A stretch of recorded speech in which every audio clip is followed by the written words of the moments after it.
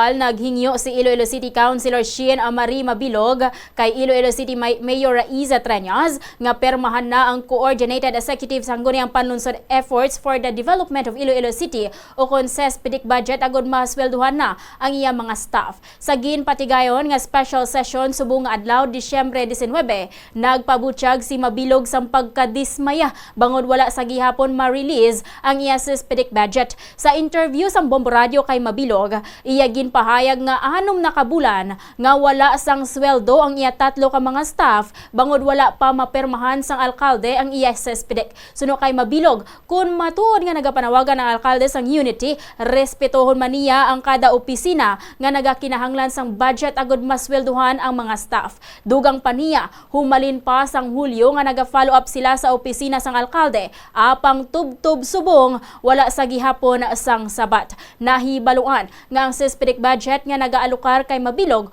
o kung ang nakaalukar kay Mabilog ang nagalabot sa 2 million pesos. Base sa Regulations Ordinance number 2007-003 nga mayara sang 92,000 pesos ang opisina sang kada konsihal sang syudad. We have been submitting the contracts since September pa.